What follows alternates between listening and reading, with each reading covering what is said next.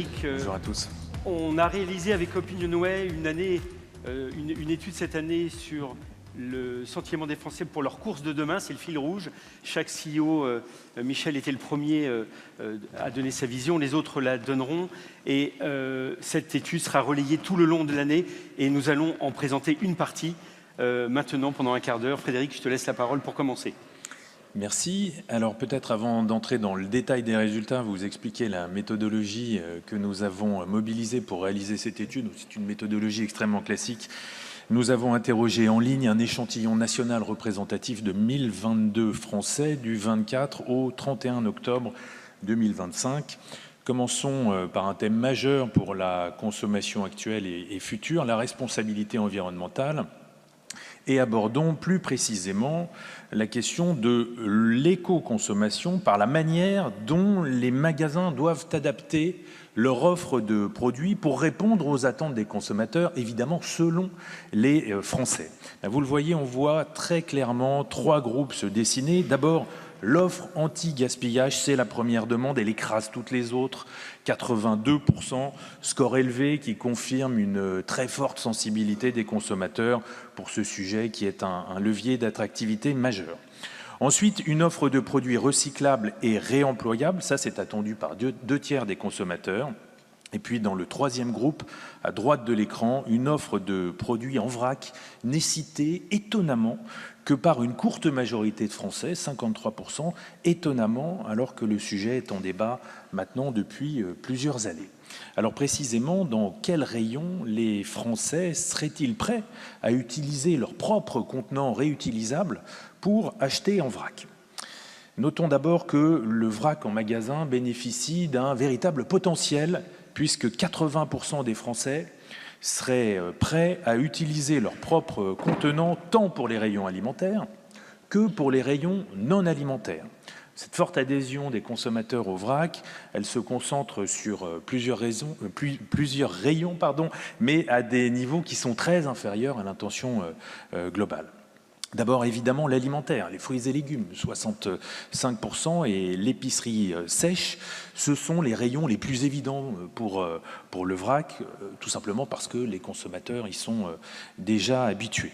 On trouve ensuite la quincaillerie, 57%, et puis vous le voyez, les chiffres sont plus bas pour les produits détergents ou les fournitures scolaires. On voit bien là, dans cette hiérarchie des réponses des Français, qu'elle est très liée à l'offre existante. Peut-être qu'il y a une difficulté des Français à se projeter dans l'avenir. Quels sont les leviers qui encourageraient davantage les consommateurs à venir en magasin avec leurs propres contenants ? D'abord, sans surprise, l'incitation financière, c'est le levier le plus puissant, celui qui récompense l'effort du consommateur. Le deuxième point est intéressant, il faudrait, selon les Français, que le magasin l'accepte. C'est un prérequis fondamental, c'est pas toujours le cas. On voit bien que dans ce domaine, la politique du magasin doit être claire et encourageante. Il y a la question de la praticité aussi, qui est un enjeu majeur pour les Français. 84% d'entre eux citent la possibilité d'utiliser ces contenants dans n'importe quel magasin.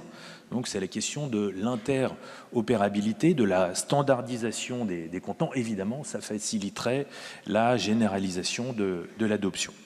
Et puis on peut ajouter aussi le tarrage, le pesage, l'étiquetage simplifié, évidemment pour ne pas décourager. D'autres conditions sont également citées. J'en mentionne trois très rapidement. L'information, l'hygiène, et puis évidemment le conseil et l'aide du personnel pour que le consommateur ne se sente pas abandonné.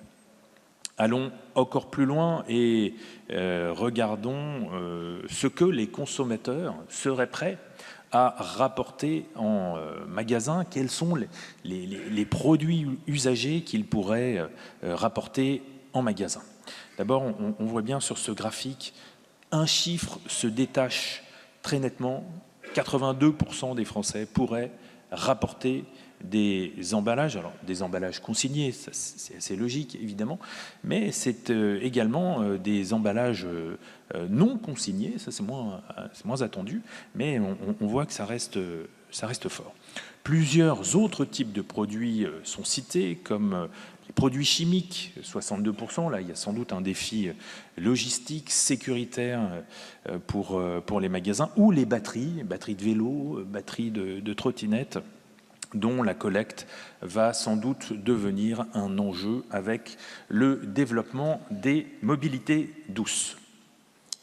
Alors, les produits à rapporter en magasin, sous quelles conditions? On a posé la question aux Français, sous quelles conditions seraient-ils plus enclins à ramener en magasin les produits usagés ou les emballages? 3 chiffres intéressants. Le premier, c'est que, peut-être moins surprenant que les autres, on va faire ses courses près du magasin où on est et on imagine ramener ces produits ou ces emballages dans le magasin qui est le plus proche de soi. Donc, le premier critère, 67%, la proximité du domicile. La deuxième, plus surprenante, et je laisse ça à la sagacité de tous les membres de PRIFM ici présents, c'est le fait d'être récompensé, de recevoir une compensation à partir du moment où je ramène des produits usagés ou des emballages. Et donc, vu le nombre de produits qu'on doit ramener, et je passe au troisième point, ça met une lumière particulière sur ce point-là. 57% des Français déclarent qu'ils ramèneraient plus de produits s'ils n'étaient pas obligés d'effectuer un achat en contrepartie. Alors, c'est intéressant parce que ça montre toute la pédagogie que nous devons faire là-dessus auprès de nos clients. Vous le savez, il y a des produits qu'on peut laisser en magasin sans avoir besoin d'en racheter. Et donc, on voit toute la pédagogie nécessaire là-dessus. Et c'est d'ailleurs, j'en profite pour faire une petite page de pub.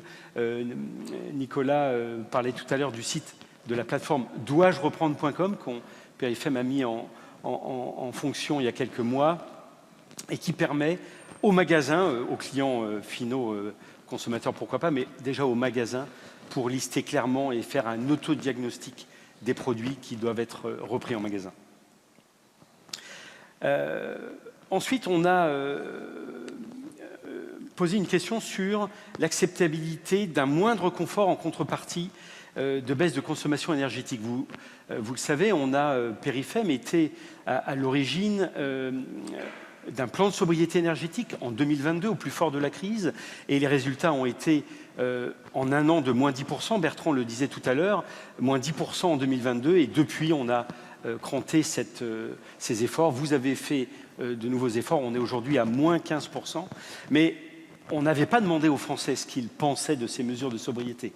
On les avait imaginées pour nous, on pensait que, cette fois-ci, donc on les mesure, et ce qui est intéressant, c'est qu'on était dans le vrai, puisque les Français acceptent volontiers à plus de 3/4 d'être éventuellement moins éclairés si on était en cas de crise énergétique, ou moins chauffés en hiver, ou moins climatisés en été. Donc, intéressant de voir que, postérieurement à ce qu'on a mis en œuvre, eh bien, les Français y répondent favorablement. Alors au-delà, passons maintenant à la troisième partie, à la deuxième partie sur l'innovation en magasin, avec cette première question. Au-delà de la simple fonction commerciale, les Français attendent des magasins qu'ils soient des acteurs sociaux, qu'ils soient des acteurs citoyens. Parmi les rôles les plus attendus, proposer des actions de réinsertion professionnelle, accueillir du public en cas d'aléas climatiques, ça c'est le rôle de refuge qui est attendu de la part des magasins. Et puis former le personnel à la lutte et au signalement des discriminations ou des violences faites aux femmes et aux enfants. Vous savez que c'est un enjeu fort de la société.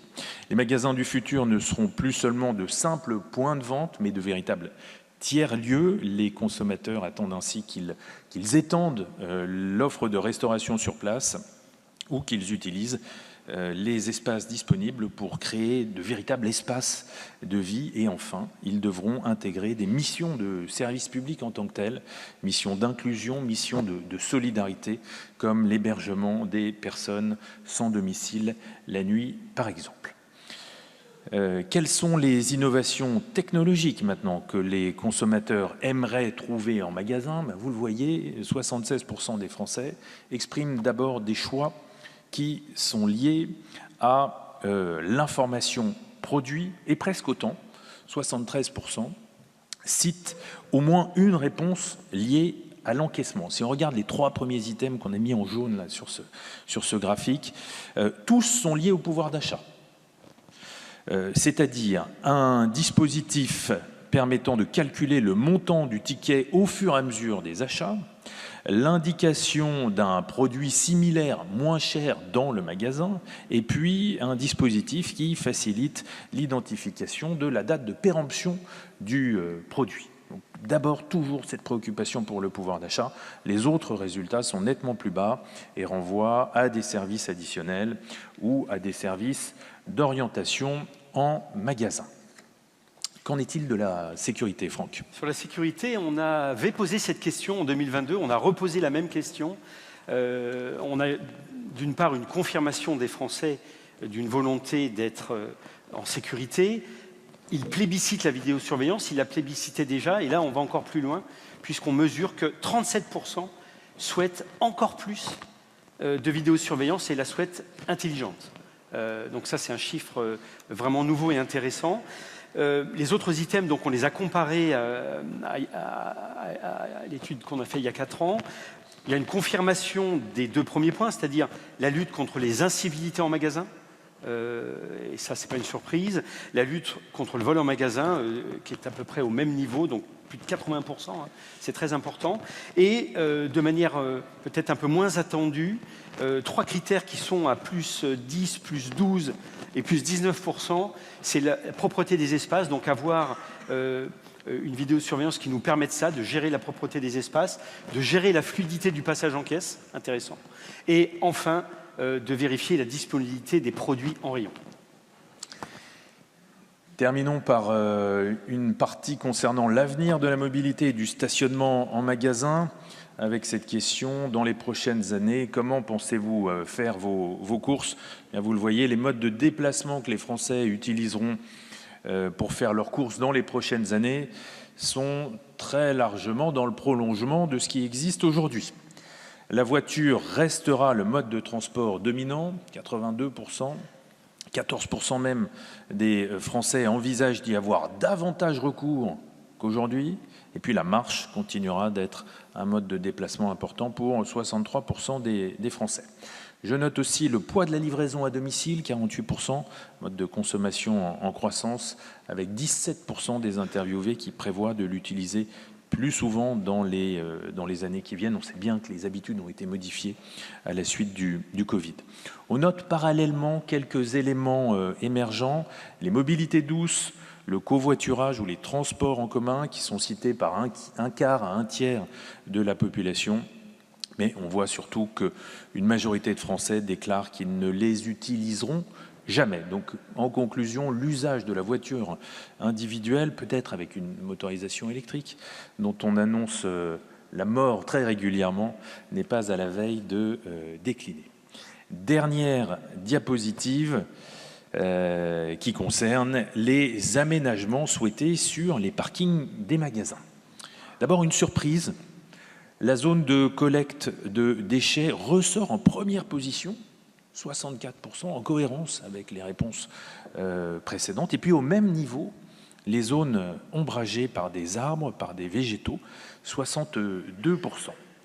Autre surprise, le score finalement assez faible de la station-service à 46%. Et puis, plus globalement, les Français attendent des services qui sont liés à leur vie quotidienne. On retrouve cet aspect lieu de vie des magasins, des aménagements liés à la mobilité des infrastructures de déplacement, des solutions d'ombrage, et puis enfin, plus en retrait, des solutions d'accessibilité et qui augmentent le confort de stationnement.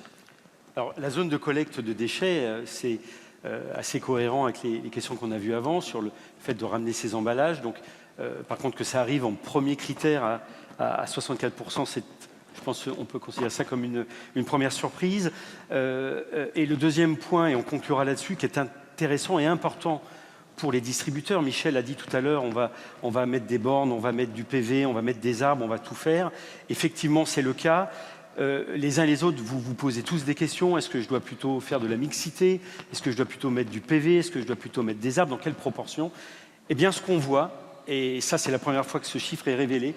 On voit que les Français plébiscitent à 62% le fait d'avoir et de disposer sur les parkings de zones ombragées avec des arbres ou avec des végétaux. Voilà, donc ça, c'est un critère qui semble vraiment intéressant et qui est vraiment novateur. Merci beaucoup. Merci à vous.